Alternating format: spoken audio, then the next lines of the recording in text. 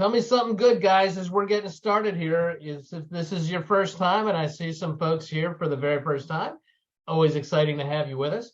But if you're here for the first time, we always start by telling me something good. So tell me something the last 24 hours. What's positive going on, either in your business or in your life? I want to get everybody into the right frame of mind here for a great learning experience. So tell me something good, guys.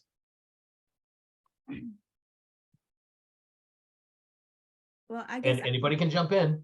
I could start. So actually yesterday I was watching the videos about with Scott Leroy to like personalize my website, because I know as of now they have like the generic fillers, but I wanted to add a little bit personal touch. So that video actually really did help me on how to make it more personalized towards me. I love that, Christine. And you know what, guys, if you haven't gone to YouTube and sort of liked the Scott Leroy channel, go ahead and do that. So Scott Leroy's, as many of you know, is a third-party company that we've contracted to do a lot of our technology setup. When you're getting onboarded, they'll set up your database, they'll command account, they'll set up your email address, they'll do all that stuff. But they, by the way, they do live webinars every single day at 1 o'clock, Monday through Friday, on different elements of command. Yeah. But you can go back to their YouTube channel, and there's a huge library of great stuff there. So go ahead and watch that. Awesome. What else, guys? Tell me something else good.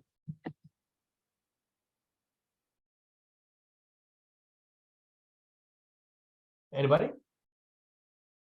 I want to hear one more week. You know, keeping your head in the right space, man. That is the game of entrepreneurship, is just kind of having the right frame of mind. So I always ask you to just find something that you're grateful for in your life in the last 24 hours.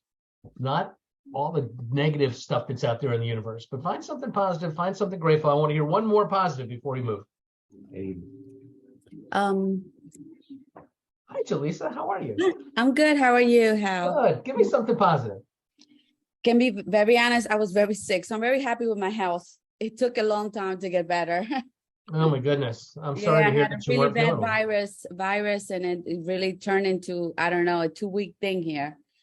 So I'm very happy with the energy I have today, for sure. I am so happy to hear that. That is good news, man. There's nothing like having your health, right? Without health, we're nothing. That's what my mom always said. You know what? It's amazing how much smarter my mother got as I get older. Who knew, right?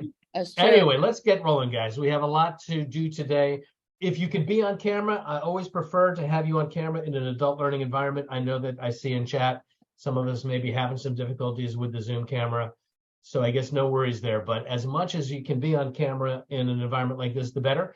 So here's how we spent our morning. As you know, our productivity coaching group has opened up their morning script practice time on Tuesdays and Thursdays to anyone in Ignite who wants to come and join with us. And we don't really get a lot of participants in that, unfortunately. But here's how we spent our morning. We had some pretty good conversation here, talking about a variety of different situations. How do we handle different kinds of objections?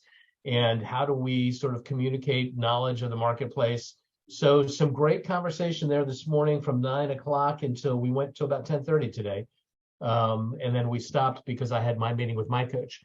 But join us on Tuesdays and Thursdays. I think you're going to find some real value in that conversation. Now, we also want to always focus on our daily success system. For those of you that this is maybe your first chance to Ignite, there's something that we call the daily success system. Every day, we want to try to have 10 real estate related conversations with folks every day. We want to try to find a way to add 10 new contacts into our database. We want to try to find a way to write 10 handwritten notes to strengthen the relationships of people that we've already got in our database. And we're trying to develop the habit also of using social media as a way of engaging folks.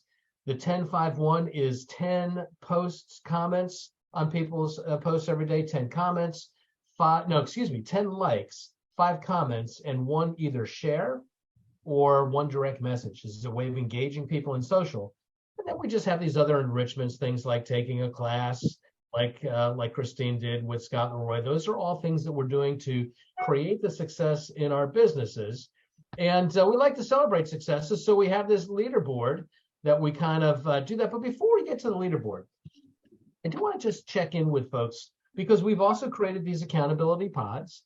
and we've asked people to kind of get together with their pods on a regular basis to talk about what's going on in their business and how we can support each other. Is anybody got any comments or conversations or experiences that are coming out of your pods? Before we get into the leaderboard, I'd love to see how these pod meetings are going. Anybody? I don't think. And if you're not in a pod, but maybe you joined us recently, but would like to, reach out to me. I'll put you in one of our pods. All right. In the absence of pod talk, is pod talk a thing? In the absence of pod updates, let's talk about the leaderboard. This was last week's final leaderboard. Now, we did have Maureen and Simone, who were booking appointments last week. Simone got a signed agreement. Simone, are you on this call right now? I'm not sure if you are.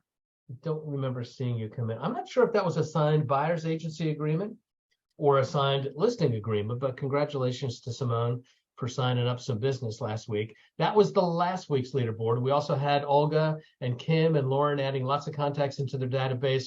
Maureen really crushed it in terms of real estate connections and conversations last week in that. And again, no surprise, you're going to see there's a direct correlation between who's having the most conversations and who's booking the most appointments. As of this morning, I pulled this pretty early today. Normally I say by 8:30, but I pulled it earlier than that today. But this was the leaderboard this week. Jane Bradley with a signed agreement. Jane, are you on the call? I want to give you a shout out for that if you are. And again, we do this through the 10-4 tracking tool, the accountability tracker tool that's in the KW website. If anybody is not remembering how to do this, go back to the welcome email that you, when you registered for the course, you got some follow-up emails that gave you all the tools in terms of how we're going to track the activities.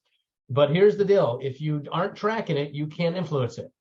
That's just the nature of life. And if you're trying to build a business and not be a hobbyist, then you really do need to track your numbers and get into the habit. That's what we're trying to create in Ignite, is that habit of tracking your numbers. And if your intention is to just kind of do this as a hobby and you don't really intend to be serious about real estate, then don't track your numbers. It's all good. But for those people who want to grow their business, this is how we do it. So we'll keep track of that leaderboard. I just saw, did Jane Bradley sneak in under a different pseudonym? I don't know. I saw somebody whose name was Bradley. Oh, doesn't look like it's Jane, I don't think. Okay, we're going to move on. So here's the agenda for today. Hold on. Here's where we're going today. We're moving on. If you remember the 4 different modules of Ignite, we've broken these 20 sessions down into kind of 4 chunks. The real estate expert, the lead generation chunk, the lead follow-up, and the transaction chunk. And we've kind of, this is session number 10, I believe. Let's look. Yeah, session 10. So we've done the first group of sessions where we really talked about your value proposition and how do you define your niche in the marketplace and where's your expertise going to be. Then we did 5 sessions here on actually generating business through things like growing your database, open houses, capturing leads through social media. If anybody was with us yesterday in Westfield, when my good friend Nicole Romanek, who came down from Ridgewood, the Ridgewood office, and shared how she's growing her business and doing lead generation through special events. Is anybody who's on this call, was anybody there yesterday in Westfield? I was, Hal. She was excellent. It's Penny. Penny, I recognize your voice. So talk to folks about some of the things that you learned about how she's approaching her lead gen through special events. Anything you took away from that? I just think she was awesome. She just had the chutzpah just to get up and go and just to do it. The that town garage sale, the townwide yard sale that she did, what was fabulous. It got the neighbors involved. It got her some recognition as being, you know, a community person, an advocate, and she's also known as a realtor there. I absolutely love that. My big thing is I need to do a newsletter, and that's what I'm going to do. Yeah.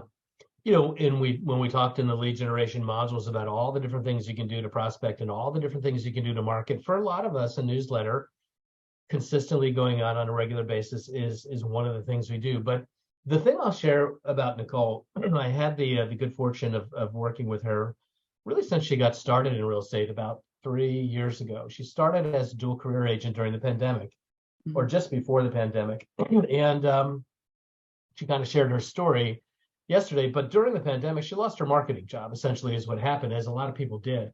And she really doubled down on real estate as her thing. Single mom of 2 teenage girls, needed to make it work. There was no turning back. And one of the things that's really true about Nicole, which honestly I think is true about a lot of us, is the idea of picking up the telephone and cold calling for business did not excite her.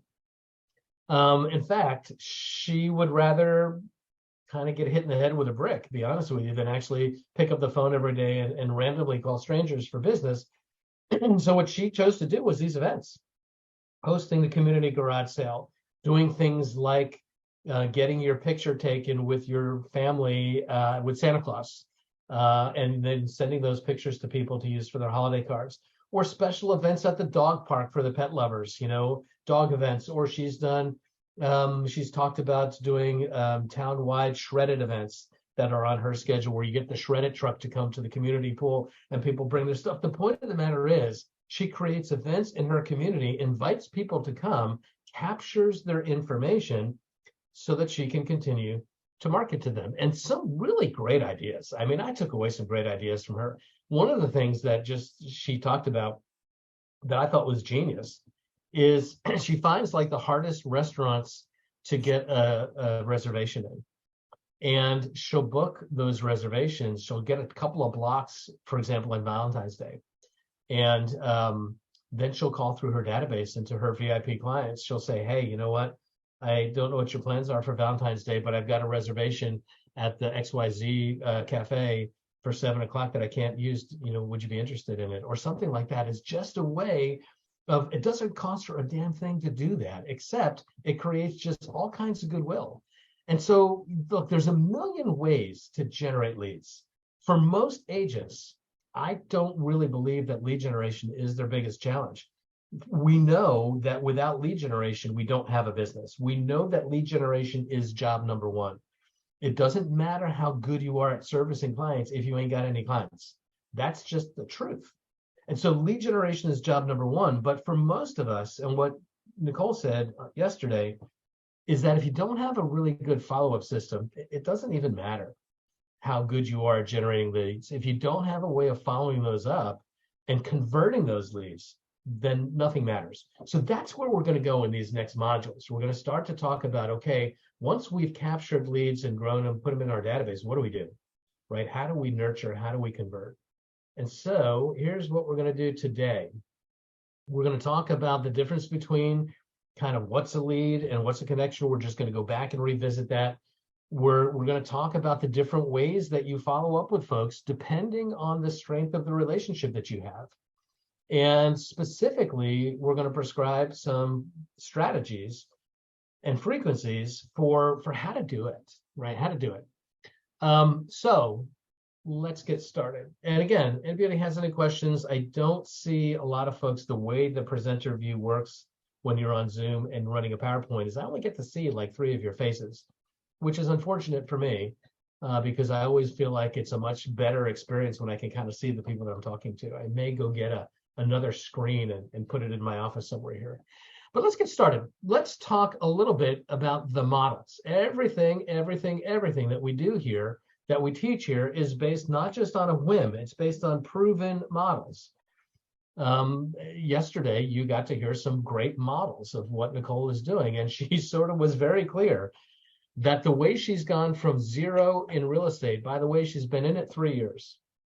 The way she's gone from zero to a strong capping agent doing many, many, many millions of dollars in sales every single year. She's capped every single year that she's been in real estate. The way she's done it is she's found other people that were having success and she copied them. She talked about the R&D department that we all know it stands for rip off and duplicate. Find what's working and copy it, right? And so here's the model that we know works. The first thing we have to think about is what exactly is a lead, right? And what's the difference between a lead and a contact? Does anybody remember from earlier sessions when we started to define the difference between a lead and a contact? Anybody? So a contact is just someone you know, and you have a relationship with, but a lead is a potential customer, a client, a potential client.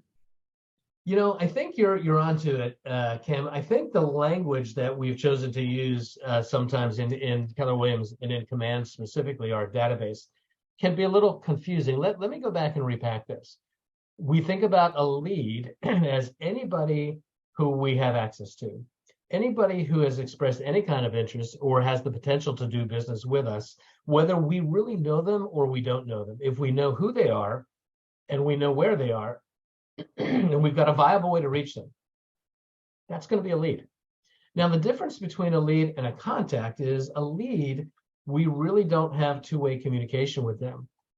I have their information. I'm able to mail them things. I'm able to text them or whatever. They're not unsubscribing. They're not saying, leave me alone, right? But it's just kind of one-way communication. That's what we're calling a lead. When that person raises their hand, we've engaged them enough, and you're going to see a model that we're going to teach you on how to do that so that they actually reach out and say, hey, I want to have two-way communication with you now. That two-way communication person that we have permission to communicate with, we're calling that person a contact now because we've had contact with them. So that's a contact. And I think intuitively, we think of leads as people who've sort of raised their hand and say, I need the service that you're providing. In sales, we think of that level of engagement as a lead. In our world, we call that an opportunity. A lead is a person that we have access to that might do business with us if we can get them to engage. Once engaged, they're a contact and we have permission to talk to them, but they may or may not use us. The intention is to communicate in such a way that they get enough confidence that we know what we're doing and that we stay top of mind so they actually remember us. And then when they do and they need us, they raise their hand, express that interest. We call that a contact. So we'll just keep driving that language home again, and again, because it is really important, especially as you think about your Command database and how we're categorizing people in the database. But let's talk about the life cycle of a lead, of somebody who is somebody that we could potentially do business with. And you remember this model. We showed this model earlier sessions where there's these kind of waves, right, of when they need us and when they don't. Let's just assume at the top of the arc here is when the person moves, and the day after they move, they go right to the bottom of the arc, and then they won't be moving again for a period of time. And according to the National Association of Realtors, that period of time on average is about 7 to 10 years. It is getting a little bit more extended in the last couple of years for lots and lots of different reasons. It's closer to 10 years than it is to 7 years. But you look at the hash marks here on the arc, and this is all the different touches, all the different ways that we stay in touch with them again and again and again and again throughout this 10-year journey until they're ready to move again so that we stay top of mind. Now, let me ask you a question. If you got a referral, and we'll call it, the vernacular, we'll call it air quotes, a lead, right? You paid for an online lead, but you get a name of somebody that raises their hand and says, hey, I need a real estate agent. If that person was right at the tippy top here of this arc and their move is going to happen in 90 days, would you categorize that as a good lead or a bad lead? Anybody? It's a good lead. Pretty good lead. We like that. They're ready to go. And guys, we can sometimes now in this day and age, we can leverage artificial intelligence. There are companies like Likely.ai. That's their website. I've talked to some of you guys about this already. Likely.ai is a program, a company that will take a list of names and addresses that you provide them, and they'll scrub that list through their proprietary algorithm and start to predict using predictive analytics. Who do they predict is likely to sell? Who do they predict is at the very top of the curve here to give you a little bit more focus in terms of who you're reaching out to? But let's look at it at the bottom here. If you get a lead, quote unquote, or you get access to somebody who maybe you've even paid for that name, and they told you that they just closed on the purchase of their house yesterday. They're at the very beginning of this 10-year curve. Are they a good lead or a bad lead? What do you think? Not bad. I mean, they could be better. What could make them better? I think they could be better, but I think you could still do a lot with them. What would make them better? Well, they're better than bad because you can develop ways to reach out to them within those 10 years that it's going to take them to move again.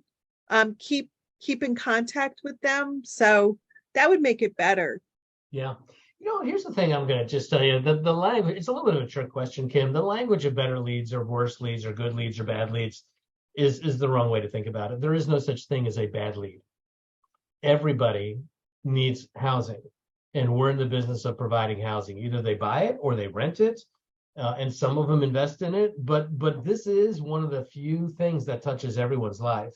There's never a bad lead. It's just, where are they on their journey? And if we intend to be a professional realtor and stay in this business for any period of time, what makes a lead, quote unquote, better is, how do I strengthen the relationship so that when they are in the position to move, or they're in the position to refer somebody? Because while the average person might personally move once every 7 to 10 years, the NAR also says, the National Association of Realtors also says, that the average person knows between 6 and 10 people in their inner circle who will move this year, right? And early on, in the very early sessions of Ignite, we went through some statistics. And without belaboring the statistics, the thing you should remember is 7% of the population is likely to move every year. 7%. And that's historically going back for decades. That's through hot markets, cold markets. 7% of the population is likely to move this year. And if I am not one of those people, someone I know is likely to be one of those people. So here's the thought. The life cycle of a lead, to go back to the model, is there's never a bad lead. Everything that we do is to try to get people into our world so that we can make connections with those. You go back to what Nicole did so well and continues to do so well with special events. She meets hundreds and hundreds and hundreds of people in her target market, not many of which need to buy or sell a house right away, but she gets them into her world and she communicates with them in an ongoing way, nurtures that relationship, and is generating lots and lots of business out of it. So the life cycle model is just one that we want to keep revisiting here, because here's the deal. If I can do this the right way, the intention is to take possible business and nurture it in such a way that it becomes probable business. And probable business turns into profitable business, right? That's the model. Now, here's something I just want you to understand. We'll go back to NAR here for a second and their statistics. One of the things that the NAR says in their 2021 National Association Realtors profile of buyers and sellers, I want you to just think about these numbers for a second. They collected research of tens of thousands of people. And what they found was, when they were asking how many agents did people interview before they hired one, 73% of buyers only talked to one agent. 73% of the buyers only talked to one agent, and 82% of sellers only talked to one agent. We're so concerned about competition. And I get it. This is business, and we should be aware of competition, and we should have a plan for competition, and we should have ways to make sure that our value proposition is compelling enough that we're actually competitive. Because, you know, the old adage in business, they say, if you don't have a competitive edge, don't compete, right? And I think there's some truth to that. But that said, you know, 73% of buyers and 82% of sellers only talk to one person. Why do you think that is? What do you think? Anybody? They have confidence in that agent. Okay, and let's pull the thread on that. Why do they have so much confidence in that agent? Because it comes from a referral. Who said that? Alexandra. Alexandra, you're right. That's a part of it. Because they already knew them. Because they already had a relationship with them. I'm interviewing you to be the person who is going to potentially sell my home because I already know you and I already like you. And I think you know what you're doing. And so quite honestly, the interview process itself, the listing presentation itself, more than anything else, it's just to kind of figure out whether or not you're going to disqualify yourself. Because by the time you get invited in, for most people, it's already yours. They're only interviewing one person, unless you give them a reason to want to interview somebody else, or unless they're one of the small population that just insists on interviewing multiple people. But if your business comes from your database first, if your opportunities come from people you already know and people that get referred by people that you already know, you could pretty much go in there and really mess up a lot and still be okay. And still be okay. What do you think about that? Does that surprise you in this day and age that consumers are not more discriminating than that? No. Anybody? It does or it doesn't? I didn't hear that. I don't, it's not entirely surprising to me. Although, yeah, I guess it depends on how well you know that person. If it's I guess if it's a referral from, one of your friends has referred you to a neighbor or something, but you've never met that neighbor in person, I feel like they're more likely to want to meet with a couple of people. If it's somebody that you personally know, then it's a little bit more understandable. You're spot on, Brooke. It's the strength of the relationship that you have. Now, look, sort of the social proof. If you get referred to me by my very best friend, who I trust and admire, I'm probably going to give you a lot of grace. If you come in and you make you make sense to me, the likelihood is I'm probably good. But if it comes any other way, that's why in the very beginning, wouldn't it be great if we all started our businesses in real estate with 20 years worth of database touches, that everybody knew us, everybody liked us, everybody trusted us. We had this massive relationship. It doesn't happen that way. It's what we're working towards. There's a great adage that says, a Chinese proverb that says, if you were out in the hot sun and wanted to take the shade underneath a shade tree, when would be the best time to plant that tree? Well, the answer is probably 20 years ago. If you didn't plant it 20 years ago and it's not there now, when's the next best time? Well, it would probably be today. And so the same is true with your database. If you've already got a database that you've been nurturing and relationships that you already got, you are head and shoulders further along the path. But if you haven't, let's get it started. Let's continue to build it. That's what Nicole did such a good job of. She came from zero to big database through these events and then really nurture them. The model is taking the possible business and creating mind share so that it becomes probable business. That's the game here. And so let's take a look at this quote. If you're not first or second in their mind, you probably aren't going to get the business. This is a quote right out of the Millionaire Real Estate Agent. And I think there's a lot of truth to that. So let me ask you, when we talked earlier in some of the earlier sessions about different kinds of touches, right? We learned about different ways to reach out to people in real estate, lead generation, text messaging, telephone calls, meeting them in person. What kinds of touches do you think have the most impact in strengthening a relationship? Would it be, I'll give you some clues here. Would it be like in-person touches or email touches? Which ones have the most impact in creating a relationship? In person, definitely. Probably in person, right? Yeah. If I was gonna send a touch that was not in person, what has more impact, an email or a handwritten note? A handwritten note. There's a reason why in the 10-4 we ask you to write 10 handwritten notes every single day, because it works, because people don't do it anymore. And one of the great adages in business is if somebody else isn't doing it, it's probably something you should do. Warren Buffett has made a whole career and become one of the richest people in the world by being the world's greatest contrarian. He looks at what the market is doing and frequently does the opposite. But writing handwritten notes are good because they're different, they feel good, right? And so one of the things that we're going to go through today is these models of touches, how frequently. One of the things I'm going to ask you to do is think about how can I make sure that I've got the right mix so to have enough touches that are relationship builders and not just kind of email after email after email. That doesn't build rapport. But a good mix of things will really do that. So that said, give me a couple ahas so far. For those of you that are new to Ignite, we always ask for ahas. Just what are new awarenesses that you have that you can share with others? Anybody have any ahas so far? I guess my aha is that I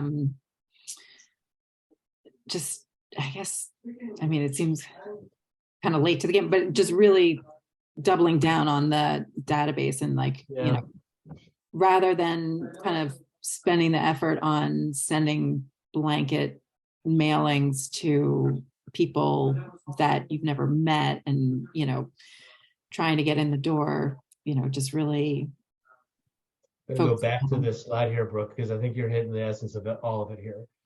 We're always trying to find shortcuts to get leads, quote unquote leads, here at the top of the curve.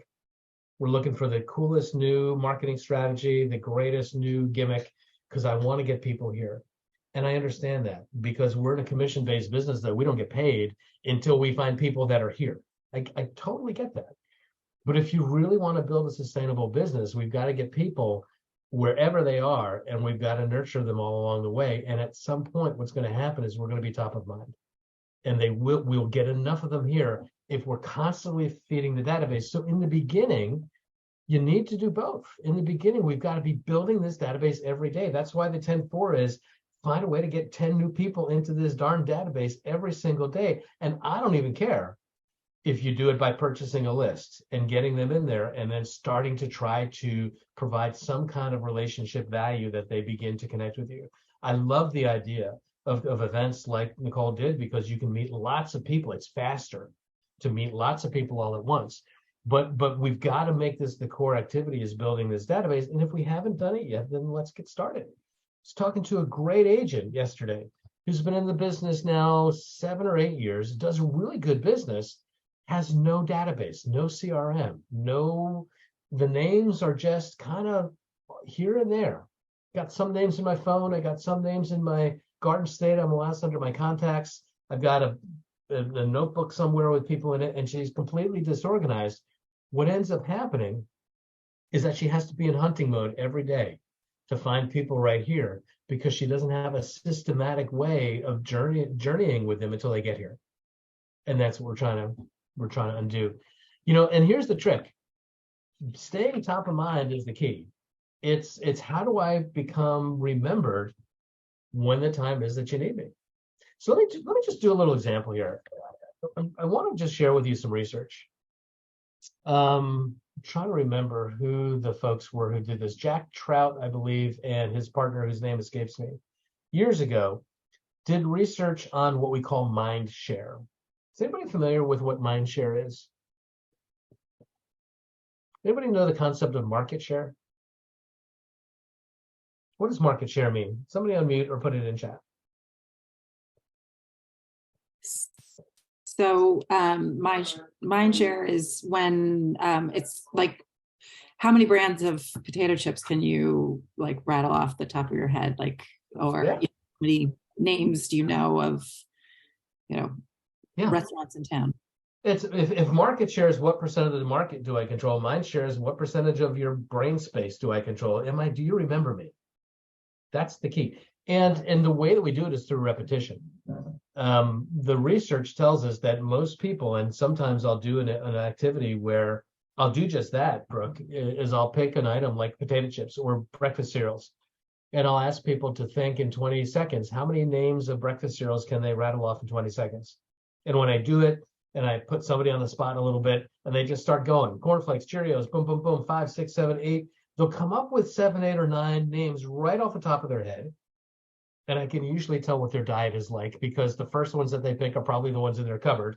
So the people that are going with the healthy Kashi cereals first have a very different profile than the people that are going with Captain Crunch and Crunch Berries first, just saying. But the point is, they'll go 5, 6, or 7, and then what invariably happens is they go, and they close their eyes.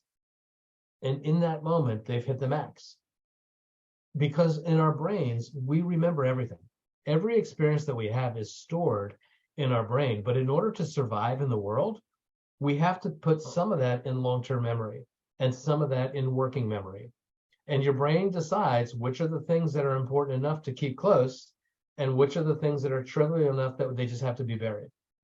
And the way the brain decides is through repetition. If they see this thing again and again and again, it assumes it's important. And so it's going to stay in your working memory. And so the number is about 6 to 9.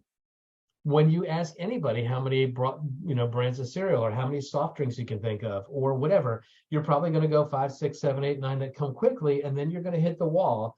And then you usually close your eyes and you can start to think of many, many more. If I gave you a half an hour and asked you to think about how many kinds of cereals you can come up with, you could come up with a lot. If I gave you 30 minutes, you'd come up with all the obscure things that nobody ever really buys in those little boxes that are in the top of the cereal counter. But right off the gate, you're going to be about 6 or 7. And so the trick is, how do I get there?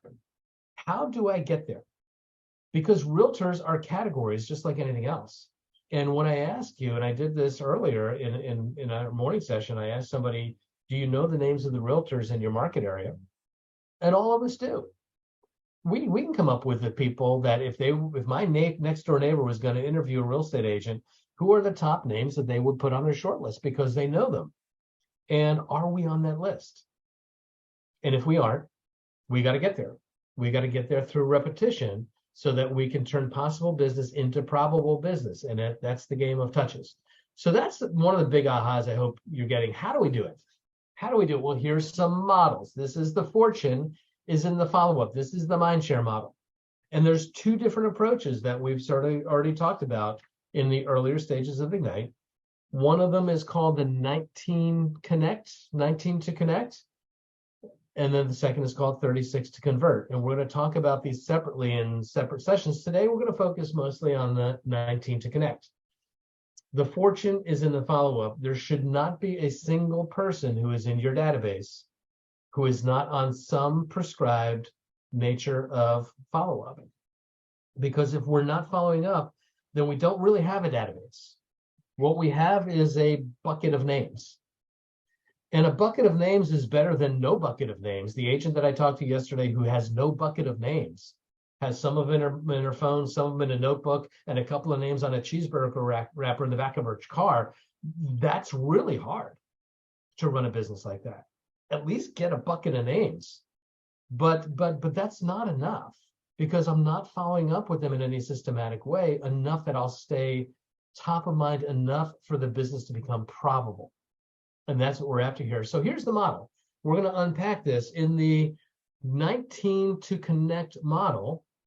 What we're looking at here, and again, these are best practice models. This isn't just, let's just throw something up against the wall. This number sounds good. What we've done is we've studied the business of hundreds of the top agents in the world and looked at what do they do, because R&D is rip off and duplicate. I want to find out what they do. And here's what the best agents do. If you're a lead, meaning I have legitimate contact information for you, I know where you are, we have the potential to do business, but we don't have any communication back and forth, we don't have two-way exchange, it takes about 19 touches over the course of a year to get that person to become a contact, for them to feel comfortable enough with you that they reach out and connect with you. In psychology, in social psychology, we call that the familiarity principle. And the way our human brains are hardwired, we don't typically like to be around strangers. We see strangers as potentially dangerous and threatening. Our moms always told us to not get in the car with strangers, right? Because strangers are dangerous. It amazes me now that we just have an app on our phone where I can just push the button and call the Uber thing, so a stranger comes up to my house and I can get in the car and I pay them to do it. It's amazing how we've changed around that. But by and large, we need to have some familiarity with people before we feel comfortable enough to begin to engage. And what the research tells us is it's about 19 times a year.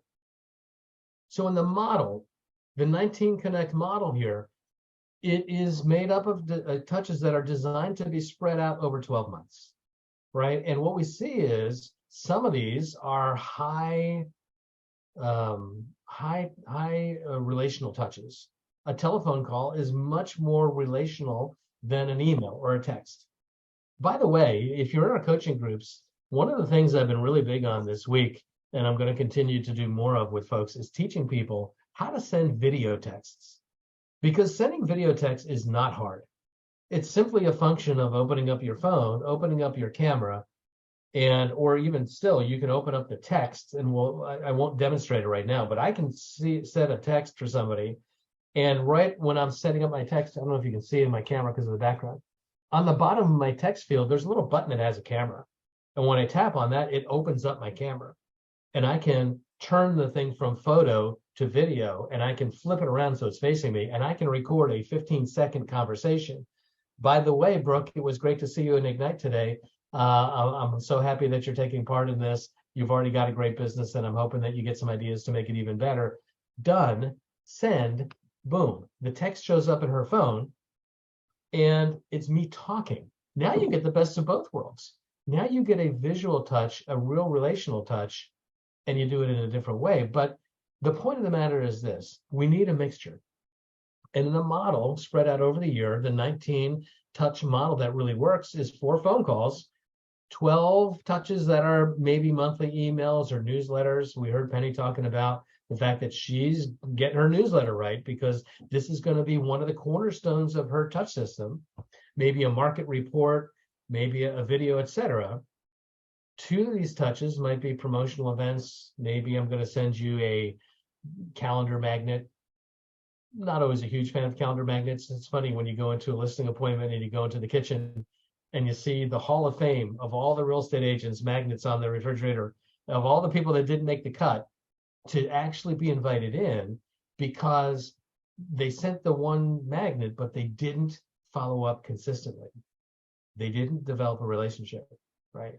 But we do a couple of those things because we want them to see us. Maybe we invite them to a couple community events. Maybe I do have an event in October where you can get your dog's picture taken with Santa Claus, and I send you a copy of that for you to have it so you can send that out as your holiday greeting card for the year. Whatever I do, but we're doing these combination of touches, and then maybe we mix them all up: phone calls, emails, touches, whatever. What begins to happen is 19 times a year is about what it takes for them to feel comfortable enough that they respond. Now, this is not necessarily that they're at the top of the curve again, that they're the top of this of the curve and they're ready to transact. It doesn't mean they're ready to transact yet. It just means that they feel comfortable enough with us that they respond. Hey, you know what? I saw you had that event of having the pictures taken with the dogs at the dog park, and it looks like so much fun. We can't wait to come because I think it would be a great holiday picture. Whatever it is, they engage you. It's about 19 times a year, and we got to have a system. What does ours look like? Now, one of the things that is in the in your handouts, one of the things that's in your guide is a way to start to think about this. Let me just take a look. Oh, Penny put something in chat about a great touch that Nicole talked about. Penny, you want to unmute and just talk about that for a second? Sure, Hal. Sorry, I can't be on camera. So she had this brilliant idea, and I loved it, was to get a ice cream truck or a taco truck when there's like some main event that's happening. For example, Halloween, right? She was like, you know what? You don't have to pay for the taco truck, but she could have something branded to her, have the taco people come out. She could put up signs or something, you know, saying, hey, I don't know, have dinner before Halloween candy, or, you know, eat a taco in between your bites of what. But she didn't do that. I'm just throwing that out. But I just thought, what a great idea to reach out to another business person and say, hey, here's a great way for you guys to make some money. And have flyers or something out. I love the idea. She had an ice cream truck, right? Parked in her driveway. And I'm thinking next time we're going to do our summer block party, why not have an ice cream truck parked? I'm like, guys, this doesn't cost her anything. She goes to the local restaurant, the taqueria, and she says, look, I know you got a truck. And I want you to park it in my driveway on Halloween. They're like, what the hell would I do that for? Why would I park a taco truck in your driveway? She says, oh, because when kids are going around, you're going to sell. And they sold a ton of tacos. The person who owned the restaurant was like, oh my God, this was genius. And it was so good for her. Everybody came by. And there's never a sad face at a taco truck. Everybody's happy, right? It's really fun. Or the ice cream truck at your open house. There's a million things that you can do like this, right? But the idea here is it's going to take about 19 touches. And in the handouts, in your manual, whatever we're going to call it, your participant's guide, one of the things you're going to start to think about is, what do these follow-ups look like for me? Because it's not one size fits all for anything. What we know is the formula is about right. It's typically 4 phone calls or personal touches. Typically it's a dozen, maybe email or informative touches, a couple of promotional items, and maybe 1 or 2 community events a year. That formula works. But what the actual touches are, that's going to be a function of you and your brand and your style and your comfort and what you like to do. And so in the handouts, in the manual here, it's going to ask you to kind of think about some things. I'm going to ask you to take about 5 minutes. We're actually going to do this. And I'll leave this on the screen here just in case you don't have the participant guide printed out. But one of the things you want to consider is, what are my strengths? And what are the ways that I can adapt my strengths so that the touches are kind of a reflection of who I am and they represent me really well? You know, Nicole happens to be super high energy. If you have any time with her, she's super high energy. So she's super fun. She's kind of a Jersey girl with a potty mouth. She is a little bit irreverent. And so the way that she's going to do her things may look very different than yours.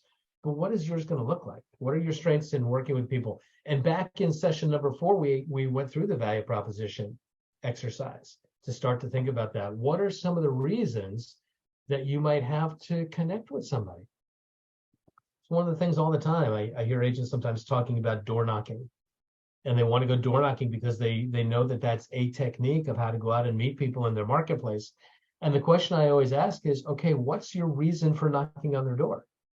They're coming to the door. If they're going to open it up, and some will and some won't, because we're in a world now that people don't always feel safe opening up their door. There's a wonderful comedian routine. Company is coming. I'm trying to think of the guy's name. Somebody know who I'm talking about? I want to say, I can't think of the guy's name. It's an Italian name. Mascano. I don't know. Sebastian. You're going. Keep going. Who's it, Brooke? Sebastian, is it Mancuso or something? Mancuso. Yeah, I think that's it, right? Go look at that routine where he talks about how people come to the house. It's absolutely hysterical.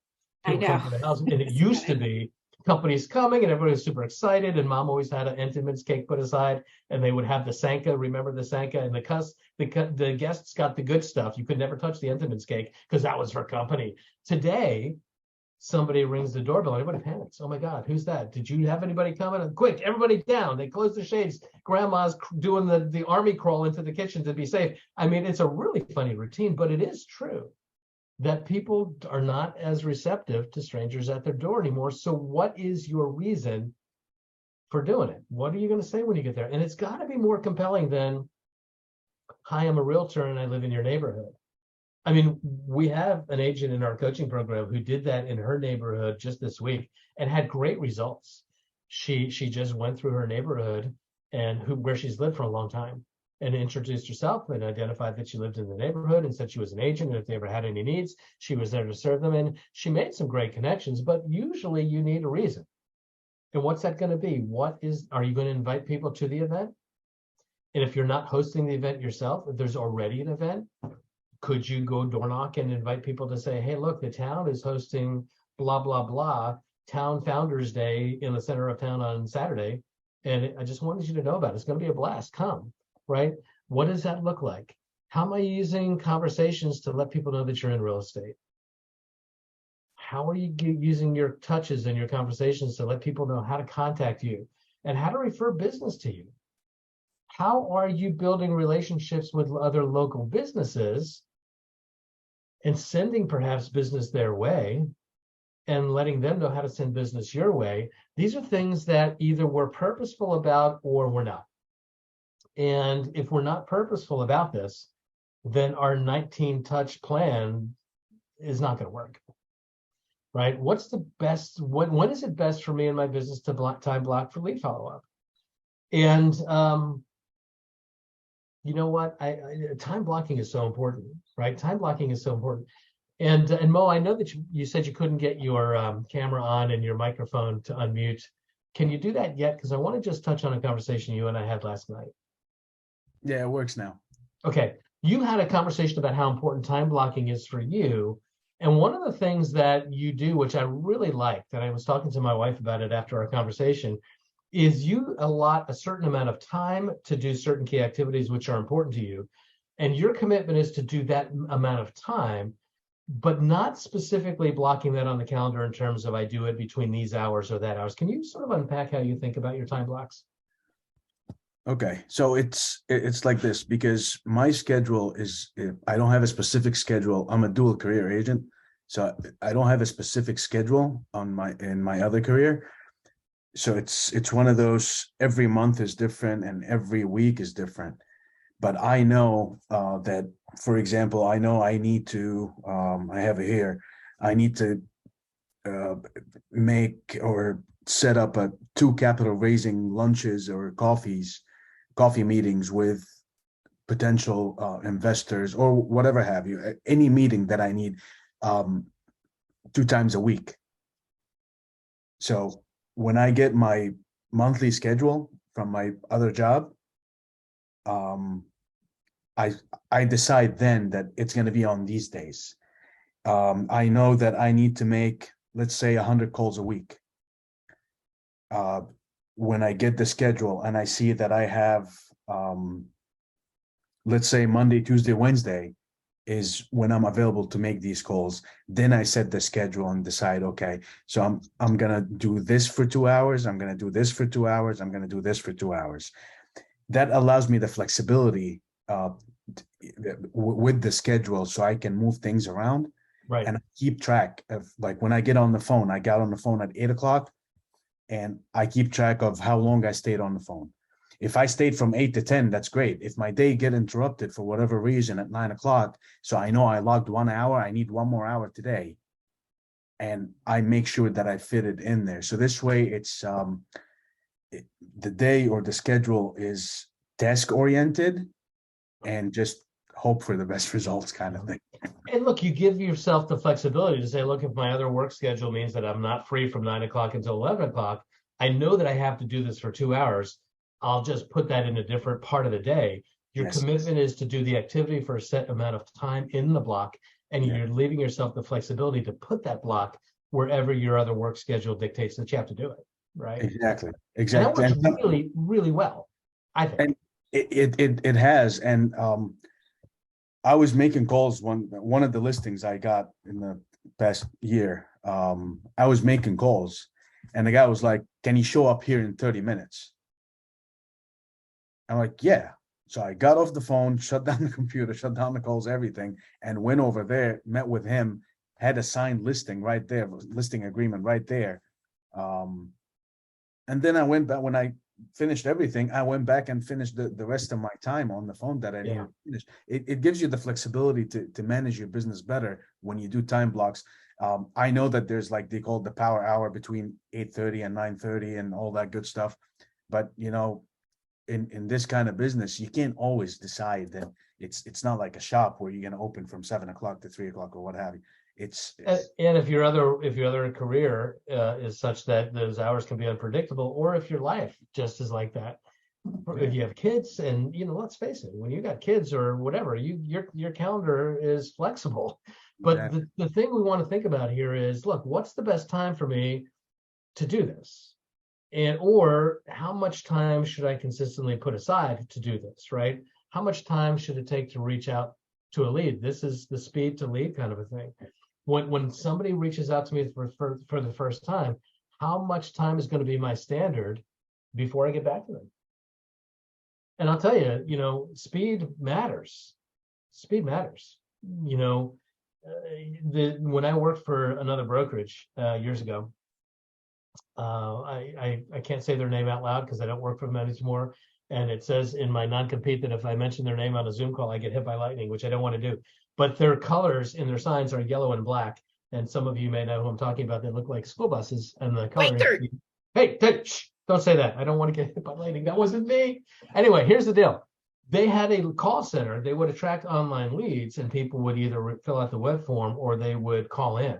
And they spent lots of money early on in the early days of the internet, $200,000, $300,000, sometimes a month, to generate calls to their call center. And if you went into their call center, it was amazing. It was a big open room with a lot of people that were answering phones.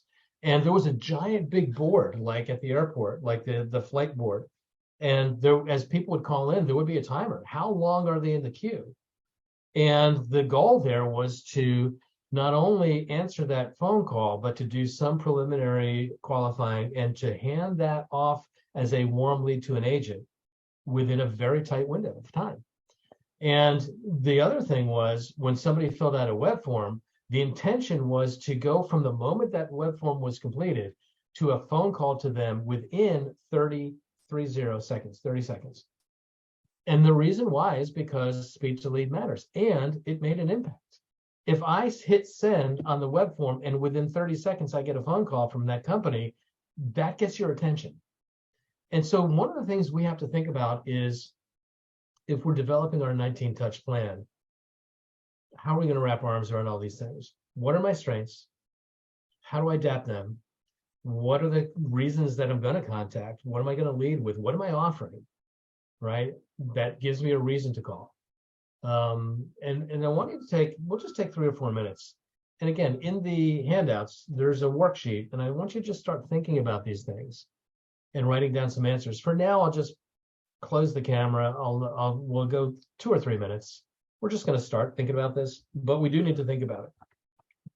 Everybody clear on what the exercise is going to be here in terms of thinking about how we approach our lead gen follow-up? If not, ask any questions. I'll be happy to clarify. Okay, let's just take a couple minutes. I'm going to turn off my mic.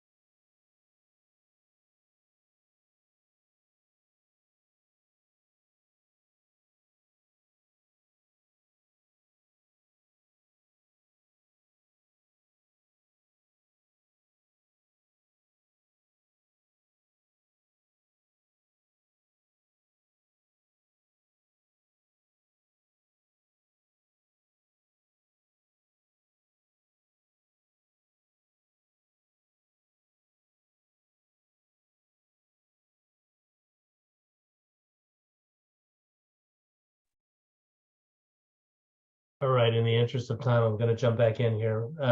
We're just starting this exercise, but does anything come out of just thinking about this? Any ahas that anybody would share that with the group in terms of strengths that they identify for themselves, or timelines in terms of speed to response that they want to think about for their businesses? Anything come out of this that you're thinking about that you would be willing to talk about? Yeah, I could definitely say that in my time blocking, I have never had follow-up written down until today. Yeah. So I had an hour and a half of training a day, outreach for 2 hours, deal analysis for 2, and so on and so forth. But I never had anything. I just added now the follow-up. Yeah, good. I'm glad. You know what? It's great to get people in the funnel. If you're not following up, though, the biggest challenge for most businesses is the lack of follow-up, not the lack of leads. Yeah, And go ahead. Yeah, I usually just responded to whatever I received from my outreach. And but if I block the time to do that, that's going to be even better, because it's going to be more organized. And Yeah. to be honest, the way I did it in the past, I've missed a lot of opportunities. Yeah. Because, I remember, oh, I spoke to that person like 3 months ago and I never got back to him. Yeah. Now it's You're right. And we all do, because you can't remember everything. There's too many moving parts. There's an agent friend of mine who's with the Keller Williams office in Bedminster, I believe, and perennially one of the top 5 agents in our MLS in terms of her volume. She does gobs and gobs of real estate business. Now, to be fair, she does sell in a fairly high price point, but she does a lot of transactions every year. And the thing that's the most amazing is the size of her database is nowhere near what you would expect it to be. It's just a few hundred. Whereas I know other agents who sort of tout the fact that their database is thousands and thousands of names. And I'm always curious to say, well, how many transactions did you actually do last year? And they tell me that number. And what we know is that depending on how you're following up and the volume of follow-ups, and most importantly, the consistency of your follow-ups, your database will generate a predictable return of anywhere between a 50-to-1 return to a 10-to-1 return. On the low end here, on this 19 times a year, if you have a good systematic way of staying engaged 19 times a year, you should expect one piece of business for about every 50 people in your database. That's a number that we've been tracking for decades, and it's pretty consistent. Now, if you're not achieving those numbers, then the question would become, okay, maybe what are the touches that I've got? Are the touches all or not personal enough? Are they not building enough of a relationship? But we know that the 19 times a year generates a 50-to-1 return. We also know that 36 times a year, which we're going to talk about more, generates about a 10-to-1 return. For every 10 people that you're engaged with at a high level, 36 times a year. And I'm going to tell you today in this market, the agents who are really doing bigger business have taken 36 times a year and they've doubled it. They're at the 50 plus, 60 plus times a year. 50 or 60 times a year. And 50 or 60 times a year is a lot of times. It's 5 times a month. What am I going to do? What's my plan? How am I going to not be annoying as hell? If all I do is show up 5 times a month and say, hey, do you want to buy a house? Hey, do you want to buy a house? You're going to shoot me. And you probably should. Right? So, but how am I going to map that out? And the follow-up is really critical. The thing I will tell you, though, is don't allow your lead follow-up block to get blended in with your lead generation block. They're different activities. We've got to do certain things to fill the funnel, and then we've got to do certain things to nurture the funnel. But I can't do both simultaneously. That's just an efficiency. Can you repeat that again? Sure. Our lead generation time block should not be the same as our lead follow-up time block. Sometimes when we're doing lead generation, and I'll ask people, what do you plan on doing today in terms of your lead gen? And they say, well, I'm going to follow up with this person that I talked to, or follow up with that person. No. Lead generation is to get new people into your block, into your world. If they're already in my world and already have a relationship or even a phone number, I'm doing lead follow-up. That's a different set of activities, and it's not something to do in lead gen time. Lead follow-up time is different. And that's my mistake. The reason why we separate those two is because they're different activities, and from an efficiency standpoint, when we're switching tasks, when we're doing lead generation, then I switch to lead follow-up, it's not as efficient. I'm not as effective over time. We do lead gen, and then we do lead follow-up, but we don't toggle back and forth. That's not efficient, and we lose effectiveness, right? Okay, let's keep plugging along here. You get to decide what your plan looks like. The formula from best practice models of top agents on the 19 touch looks like this. It's typically 4 calls, texts, conversations, sort of relationship oriented. I've become a big fan of video text, super easy to do, and it makes an impact because people aren't doing it. The thing you're always looking to do in your business is recognize that the way business is won today is not by being incrementally just better than what your other peers are. You've got to be good. You've got to be competitive. If you don't have a competitive advantage, don't compete. That's Jack Welch 101. but it's not enough to be good. We've got to create a different consumer experience. And on the sort of the landscape of how do we differentiate ourselves, we've got to communicate differently, and we've got to use innovation that other people aren't using.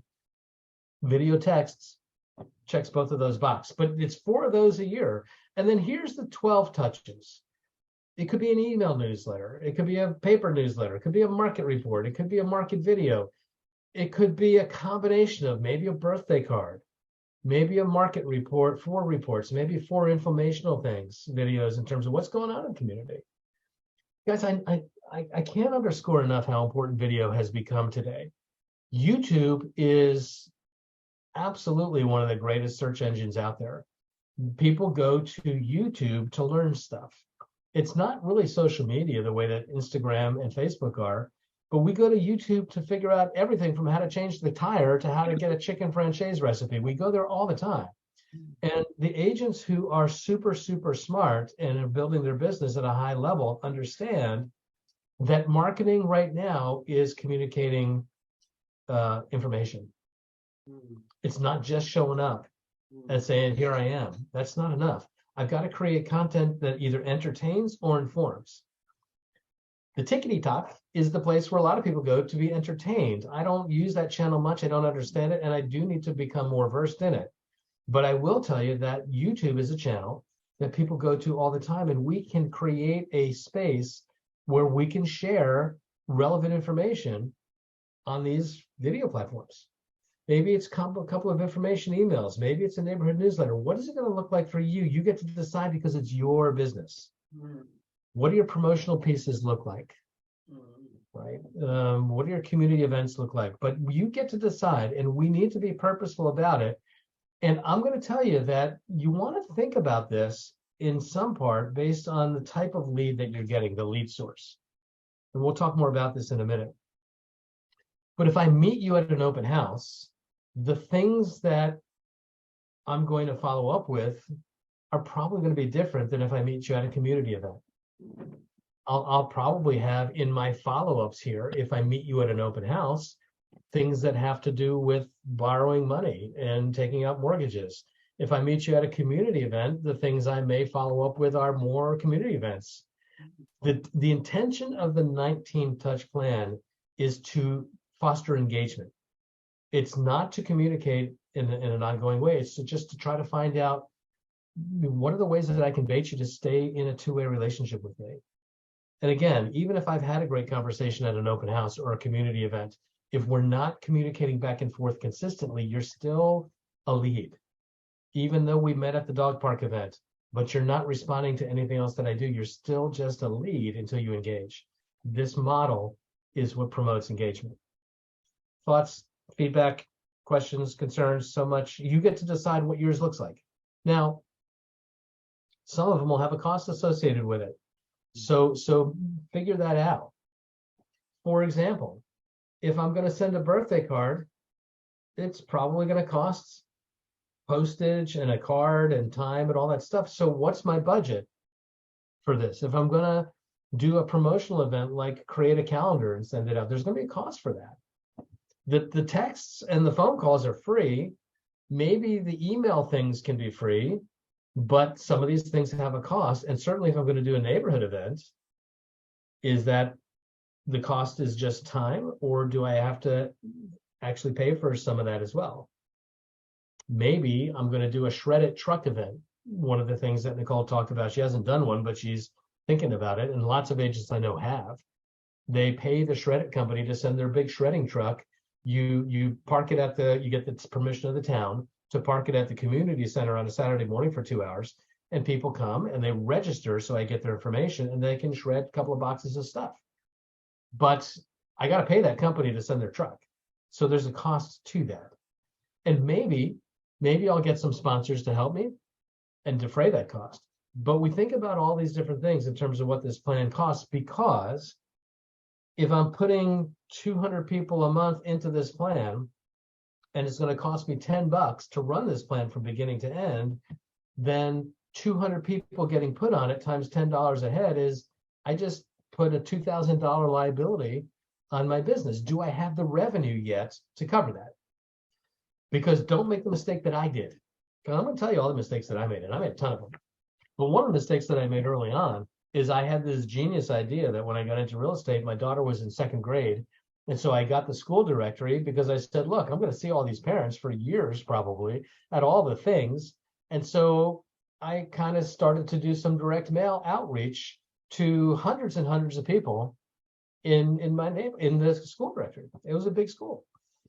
And so the first month I did it, it cost me like $400 to send my mailing piece. And the second month I did it was $400 to do it again. And the third month I did it was $400 to do it again. And I'm out $1,200 and I didn't get any response yet.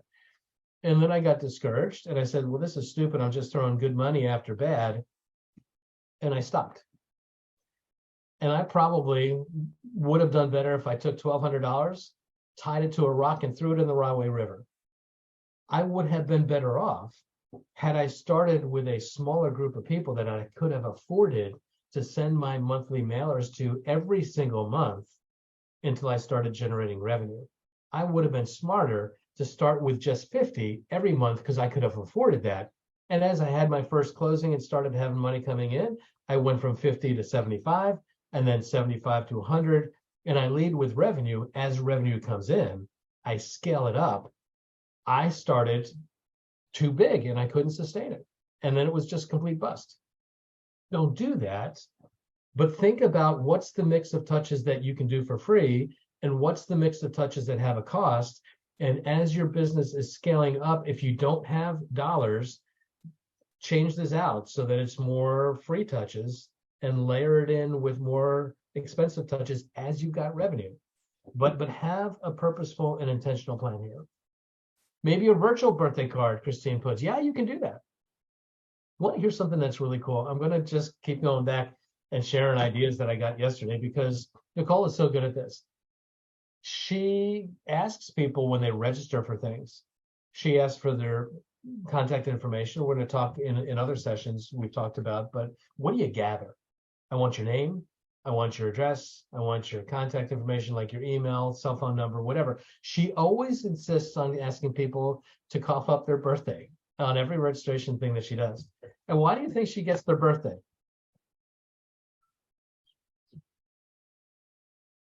Give me some ideas. What do you think she does with that? So that you can keep track of their actual birthday, so that just in case she does want to send out a birthday card or keep in contact with them, like that could be a way that she just scopes back in. Yep, she can do that. And she should, and she does. And by the way, if you've already got people in your database and you don't know their birthdays, what we know is that Facebook will tell you if you watch and if you're Facebook friends and if they put in the right birthday. But it'll tell you every day who's the 17 people that have birthdays today. Just go update your database with that. Because yeah, she does. She sends birthday cards and she knows in advance that it's coming up. So she has time to either go get a real paper card, put a stamp on it, write a handwritten note and mail it, because she's got that in the CRM. She can see when it's coming up. But here's something else that she does, which I just think is really fun.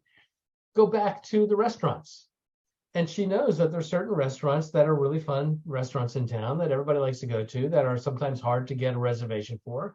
And if she knows that Christine's birthday is coming up in 3 weeks, she goes to her Open Table app and she books a dinner reservation at 7 o'clock on Christine's birthday.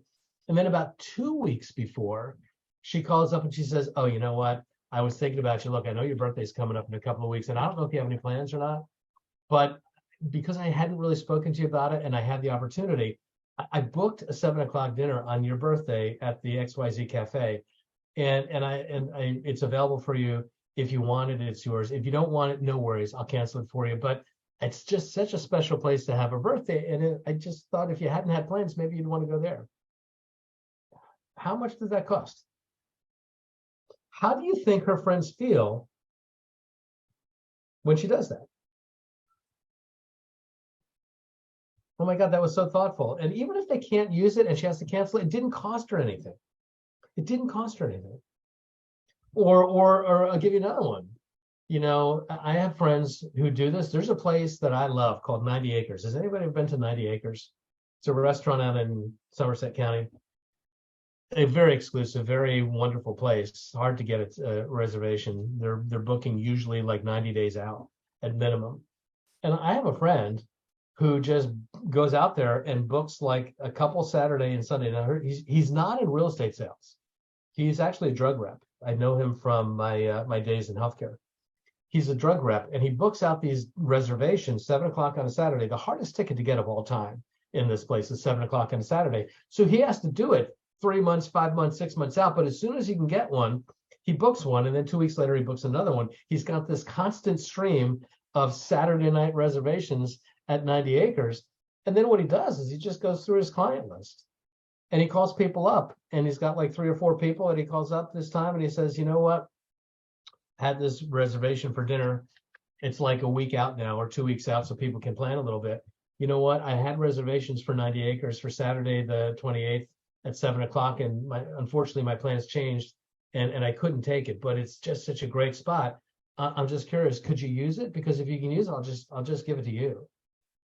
And he just calls through his database and his best clients, and he offers it to them. And if the first one can't take it, you know what they say?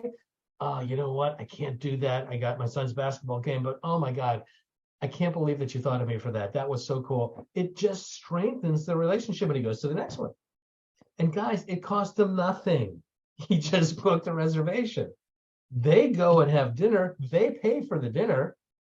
He's just leveraging this. And think about what your touch campaigns look like, right? Get purposeful. All right, let's keep plugging along. Could you see yourself doing something like that?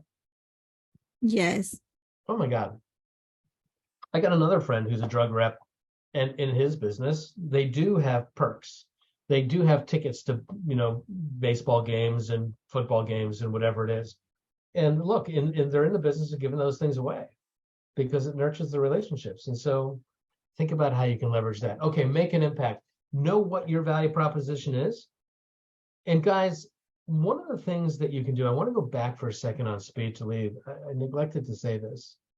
One of the things that Command will allow you to do is once you've got your plan mapped out, the very first touch is going to be a text. Then it's going to be an email. Then after that, it's going to prompt me to call you. And whatever it is, once I've got my plan mapped out and I've saved it as a smart plan, we call it, and I put a gap because these are spread out over the course of the year. So first you get a text message, then it waits 2 days and it prompts me to call you. Then it waits a week and it does the next task.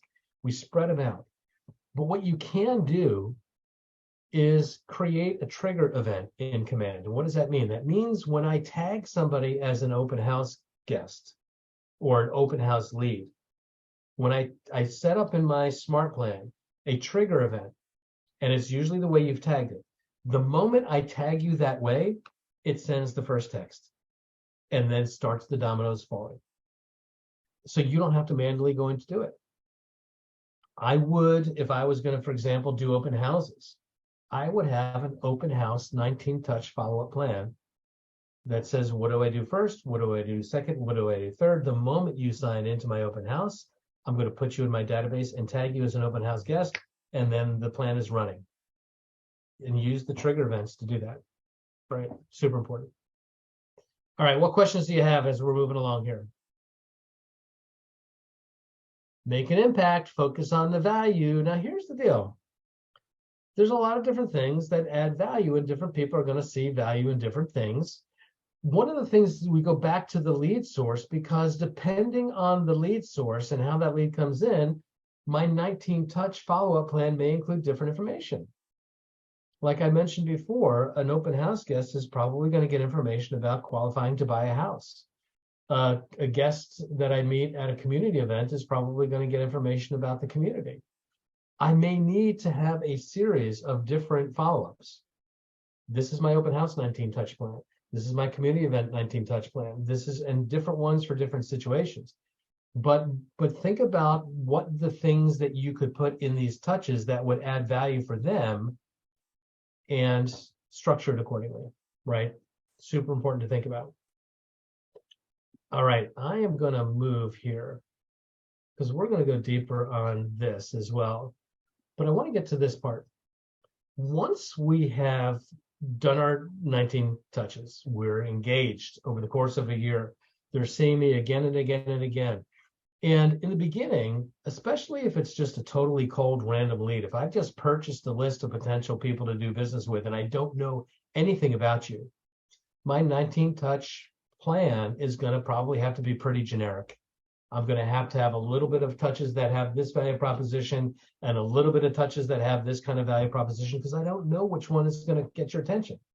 But once it's done its job, and it takes about 19 times a year, once it's done its job and you've now engaged me and you've reached out, now we have one special touch that really cements this relationship before we move on to converting them to the 36 touch, which we'll talk about in another session.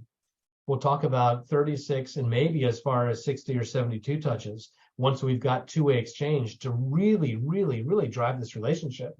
But I need something special to cement it, a high value touch.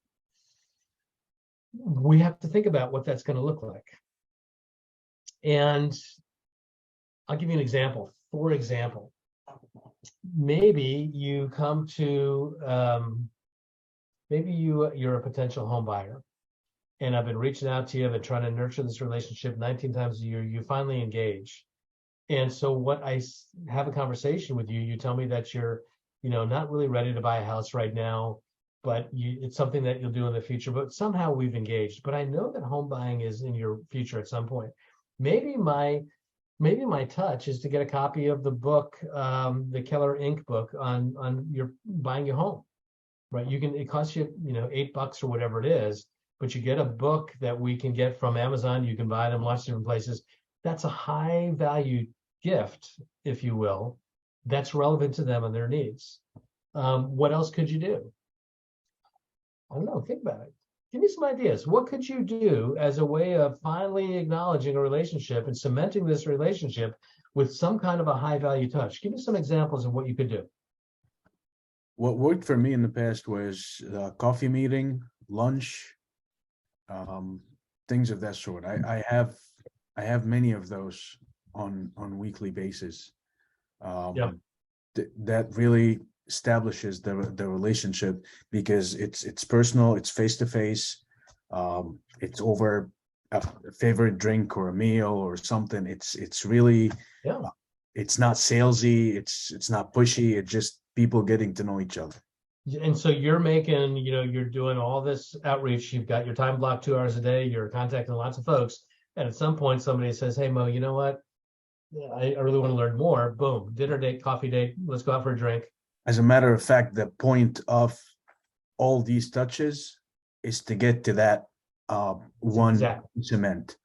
So everything here I don't ask for business in the initial contacts. I don't ask for business. I don't talk about any of that. I just show them what I do, show them my business plan, whatever have you. Just introduce them to my business and what we do.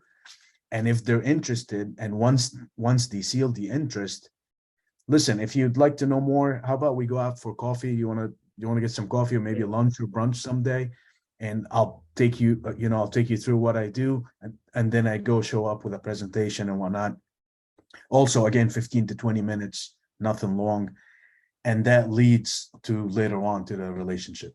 Yeah, absolutely, right? Because this 19 touch is just to get them to reach out. We're not selling. We're just trying to engage. And once we engage, then we make it personal. We make it real. We do something of high. I love, look, those in-person touches are the highest value of all. The biggest gift that you can give somebody is the gift of your time. I have a friend of mine. His name is Pat Highband. Not a great friend, but he's a former Keller Williams agent, at one time the #1 Keller Williams agent in the world. At one time, the #1 RE/MAX agent in the world. Super, super successful entrepreneur. Retired as a gazillionaire in his 40s, and now runs a lot of educational programs that develop entrepreneurs. Is a philanthropist, just a great guy. But he's got a tattoo on his bicep, right about here, right on his bicep. And he puts his hands behind his head. He has a tattoo that says, "Time equals love." And he got that when his kids were little, because he recognized that the gift of your time is the highest way that you can let somebody know that you care about them. And so the gift of your time in an interpersonal meeting, I think, is sometimes the most valuable kind of a touch that you could have. But what's it going to be that you're going to do that's going to stand out, that's going to really anchor and cement that relationship in a way that's valuable to that person, so that there's a connection now, a firm connection, and then you're going to take that connection and now you're going to really develop it in the 36 touch plan. But this is the transition point. 19 times designed to get them to reach out. Once they've done it, one really great touch, high value to cement. And then and by the way, when we make this transition and we move them from lead into contact, we do that in our command database manually.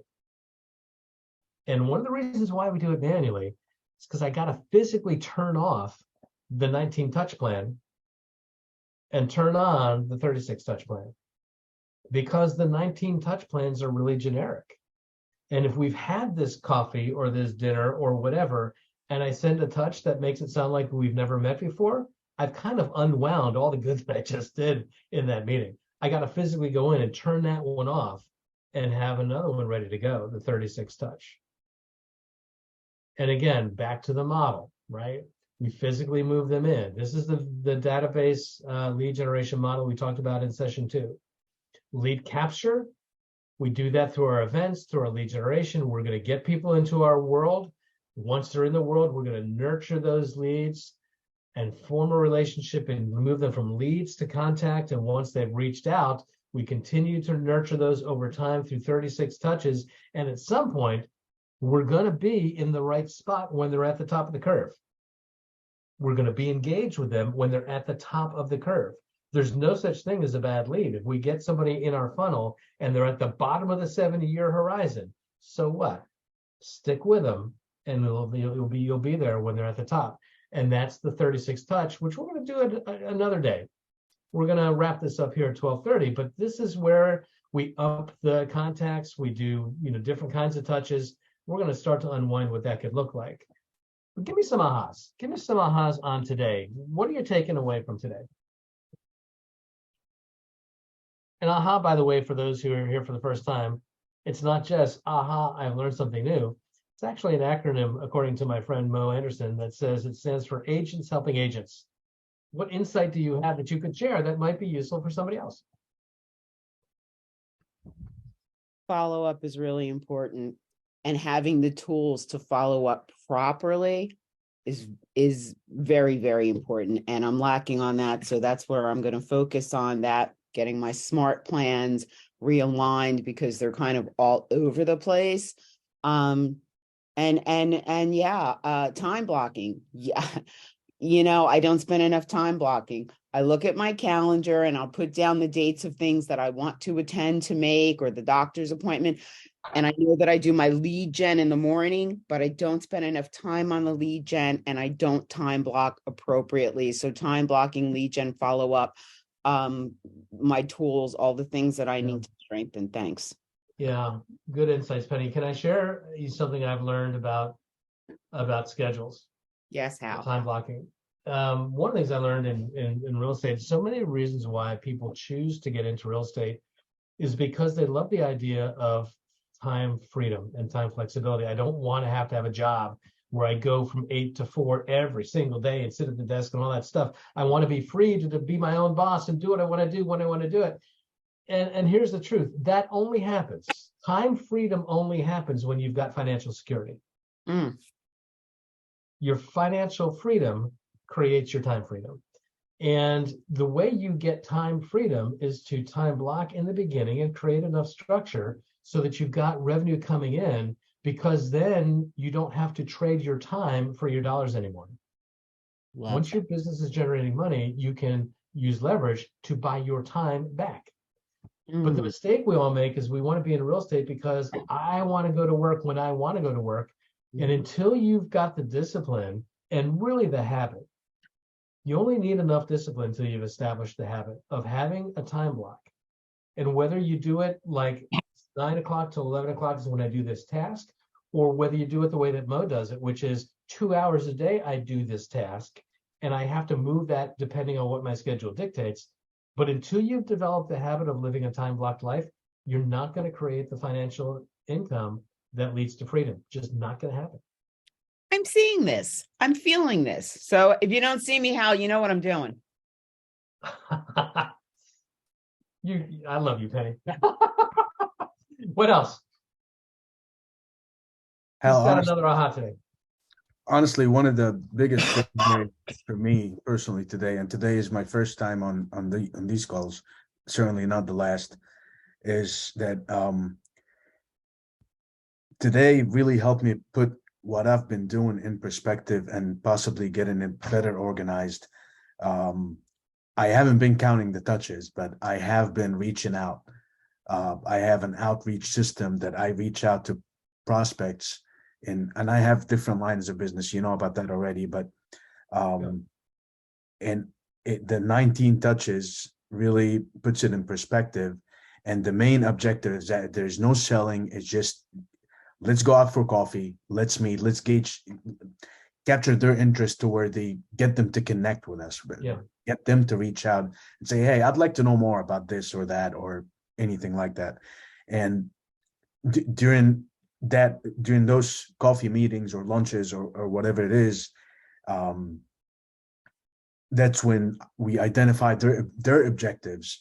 We maybe show them some of our opportunities that we have, just to engage their interest again in working with us in whatever lines of the business that we're in.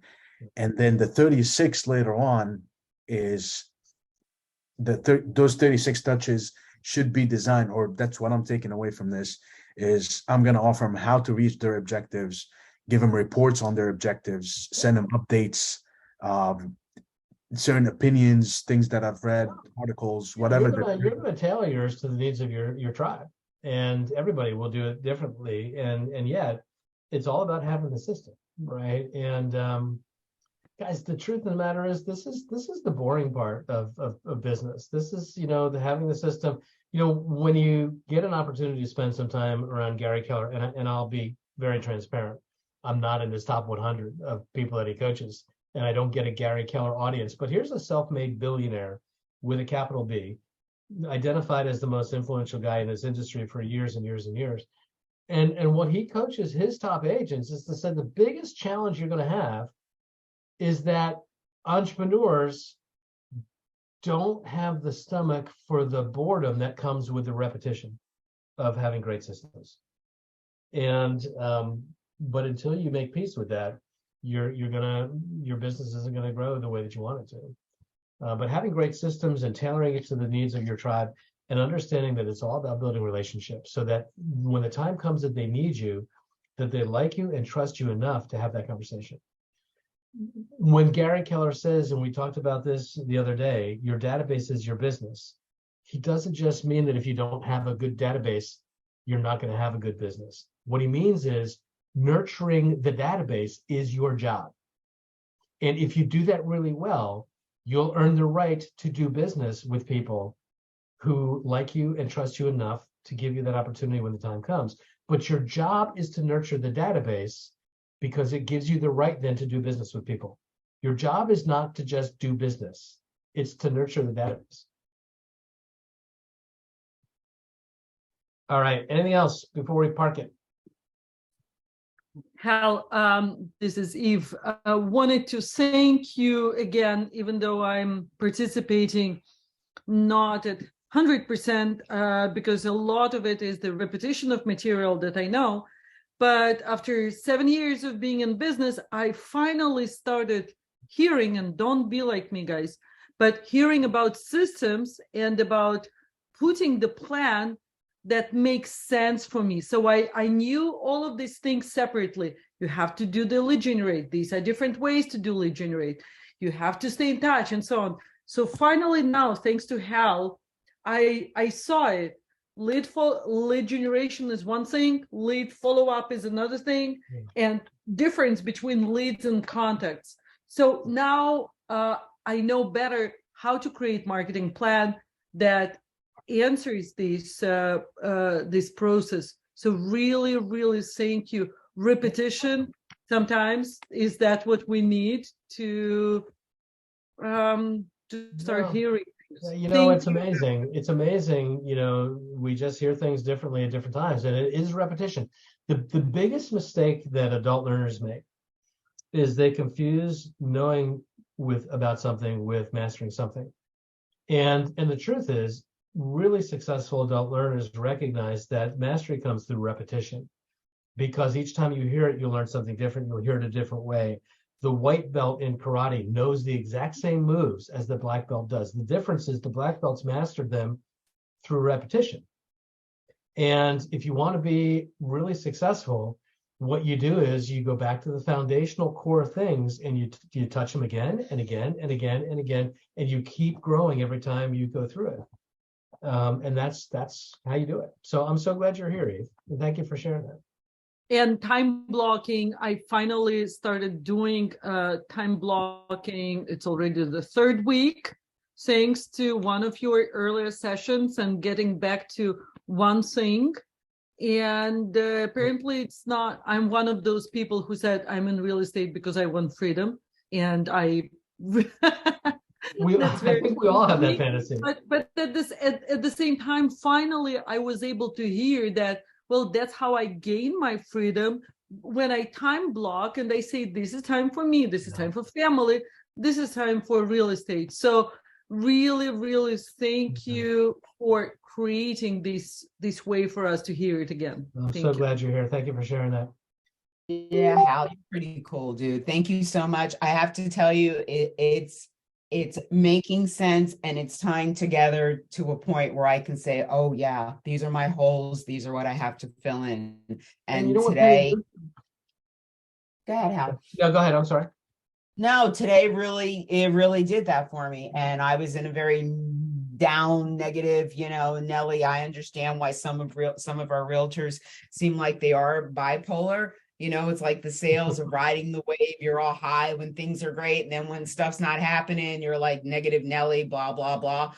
But I see what I need to work on. So when things aren't rolling the way I need them to be, and even when they are, there's so much that I need to go in and fix and work on, and I'm going to do that.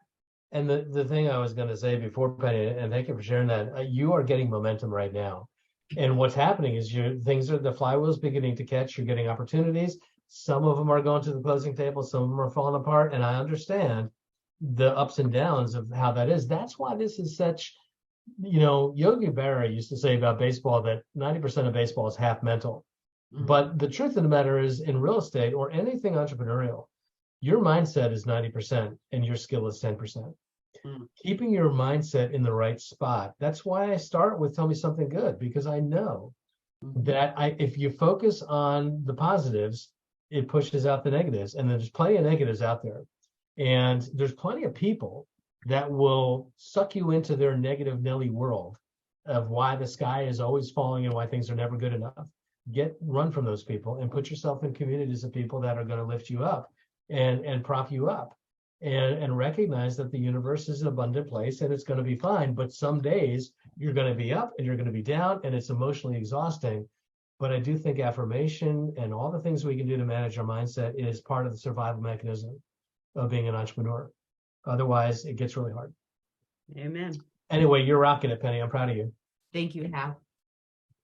All right, guys, we're going to stop here. We will be back next week. Now, just a quick program alert. One of the things that a couple people put in chat that they're jumping off for is, you may have heard in office meetings in the past week that we're going to start going out on broker tours as a group. It's something that's pretty old school. We used to do it in real estate years ago, but we'd actually come to the office and we would go out and take a look at the broker tours, and we would caravan those tours together as a group. We'd go and we would talk about those together. We'd meet other agents. And we've decided as an organization that we're going to start that up again. Every single office, Montclair and Summit and Westfield, is going to have a day where they're going to meet. One member of the leadership team, along with one member of the Agent Leadership Council, is going to chair that tour for that office that day. And those are going to be on Thursdays and Fridays. Different markets have different days that they're prevalent. But what that means for us is I am in the process of realigning a lot of calendar things, because I don't want to ask you to come to Ignite and at the same time ask you to go preview property and be part of these tours. So what's going to happen is we're going to need to change the calendaring on Ignite starting probably within a week or two and finish up this on different days. I don't think we're going to be able to do Thursday Ignites when Thursday is going to be one of the primary days to go out and see broker tours. I don't want you to miss that opportunity. Yeah. So I have to move some calendar things around with the coaching program and some things. I'm working on that today and tomorrow. By the end of this week, watch for some emails from me. I believe it's probable that Ignite's going to go to Tuesdays and Mondays instead of Tuesdays and Thursdays, but I have to confirm a couple of things. But watch for that. You have plenty of notice, but I want you to be freed up on Thursdays to take part in these broker tours. There's just so much to be gained by being part of those. All right. Awesome. All right, guys. Have yourselves a great day. Wait, I see Eve's mouth moving, but she's muted. Yes, help, but there is no session next Tuesday, correct? Oh, that's right. Next week, that's right. Family reunion is next week. Thank you for that.